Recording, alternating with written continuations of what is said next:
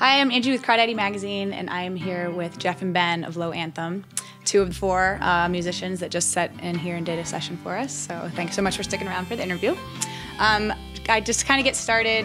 You guys are only two of the members, but you have a ton of instrumentation among you.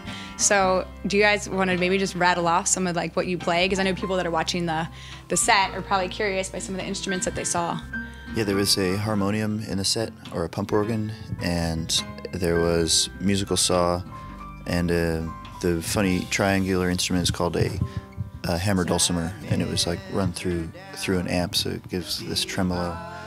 And crotales. Yeah. Those cymbals are called crotales. Yeah, those discs. Yeah. We used your piano. Mm-hmm. Thank you. What do you normally do with piano keyboards? Or? Yeah, we never had a piano on tour, but we have one just like that we record with. And we're always looking for new ones, like stopping at yard sales and old studios. We went to this great studio in Tucson called Wave Lab, and they had a bunch of old instruments. They wouldn't sell us any, though. I was going to ask what you picked up, but... Yeah, we tried. So what about, like, lyrics? Are you two the lyricists? Is it a group thing, collective? Mainly Ben. I wrote most of the songs. Jeff's written some of the songs, though, as well. And usually those come in pretty much done, and maybe they evolve a little bit once we start playing.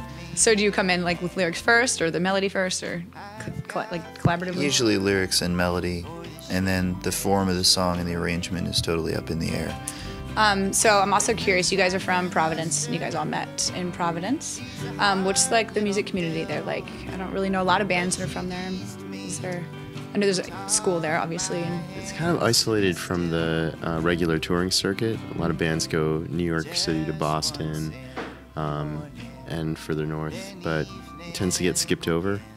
There's a couple bands, though, that have come from Providence recently, like Deer Tick and Elvis Perkins in Deerland. So how did you guys all meet and know that you were kind of destined to play together? Were you in like school band together or anything? Jeff and I played together in school, but we started out as a trio.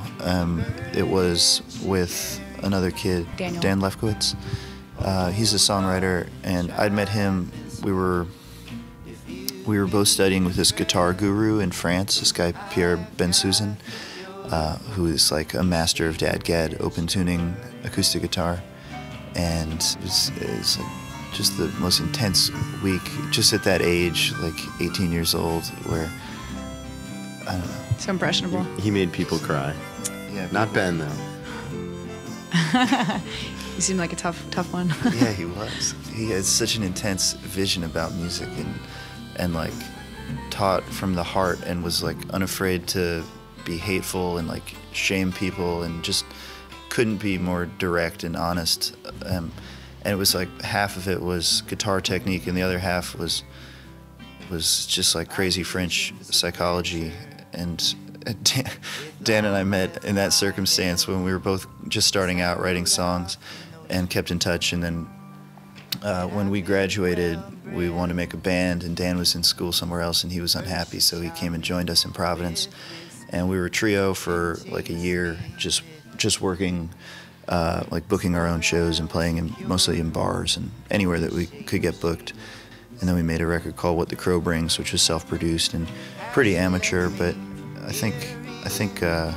mean, the songs are pretty good, but it was just our first try to do something like that. We just did it in our apartment. But it was all local, and we were playing for 2 years locally before anything, before we got a booking agent who's like putting us on national tours. So since then, there's been different people who have come into the band and left the band. Jocie's been in the band now for 3 years, and she's classically trained, so she contributed this whole other set of Yeah, you can really hear that. Of sounds. Really nice, yeah. And then Matt joined us for a while. He's going to be leaving the band, but he joined us and brought like this kind of country twang that he does so well. Thanks so much for stopping by. It was a pleasure talking to you guys and hearing your session. So be sure to watch it at home and check out the new record. Thanks so much. Thanks.